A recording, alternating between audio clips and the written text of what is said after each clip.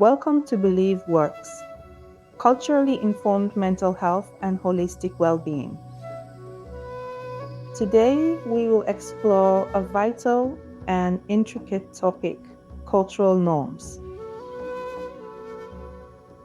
We'll examine how these norms, shaped by history and a global diaspora, interact with societal pressures to influence mental health profoundly. The power of cultural inheritance.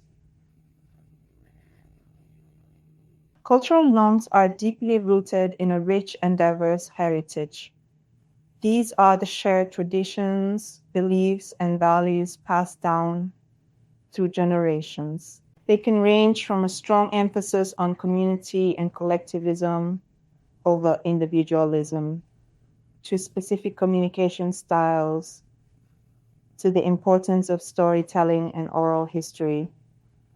These norms are often a source of immense pride, identity, and resilience.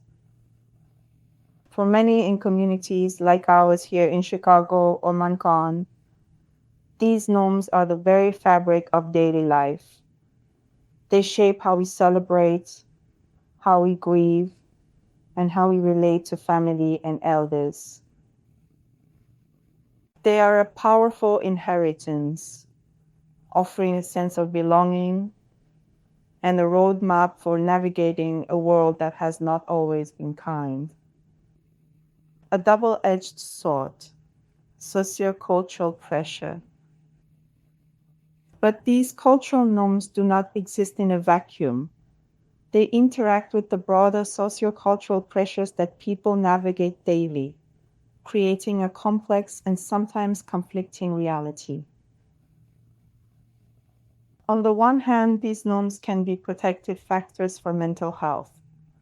The emphasis on community support and collective resilience can provide a powerful buffer against external stresses like racism and discrimination. It's the belief that you are not alone in your struggles, that your community will hold you up. On the other hand, the pressure to conform to certain cultural expectations can be a heavy burden. For example, a norm of presenting a strong, stoic front to the world, a survival mechanism born from generations of adversity, can make it incredibly difficult for individuals to admit when they are struggling emotionally or mentally. Intersecting identities, unique experiences. This brings us to the crucial concept of intersectionality. The mental health experiences of people of African descent are not uniform. They are shaped by the simultaneous interaction of multiple social identities. Your gender, your sexual orientation, your social economic status, and more. These identities are the layers that determine how cultural norms and their associated pressures impact you. A young African American man navigating cultural expectations of masculinity might feel immense pressure to suppress his emotions, a pressure that could contribute to mental health challenges in a unique way. An immigrant woman from Ghana, Uganda, or Cameroon might face the stress of upholding cultural traditions while also navigating the unique demands of a new country. As the renowned Nigerian author Chinua Achebe once wrote, "A man who does not know where the rain began to beat him cannot say where he dried his body." This powerful quote speaks to the necessity of understanding our roots, our cultural norms and histories in order to understand our present struggles. The rain is the trauma of racism and the pressures of society. The beating is how it affects our mental health,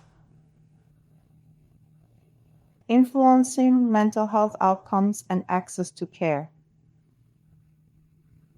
These dynamics directly influence mental health outcomes and access to care. The cultural norm of seeking support only from family or spiritual leaders rather than professional therapists can be a barrier. The stigma around mental illness, often a legacy of cultural norms that prioritize resilience over vulnerability, can prevent individuals from seeking help. Understanding these nuances isn't about criticizing culture, it's about recognizing its profound impact on our well being. It calls for enlightenment and awareness of cultural competence, and for communities to create safe spaces for dialogue about culture and mental health, honoring both the resilience of the past and the need for emotional vulnerability in the present. So, as we move through our day, let's reflect. What beliefs are we nurturing within ourselves? Are they the ones that uplift us or hold us back? The choice is always, to a significant extent, within our grasp.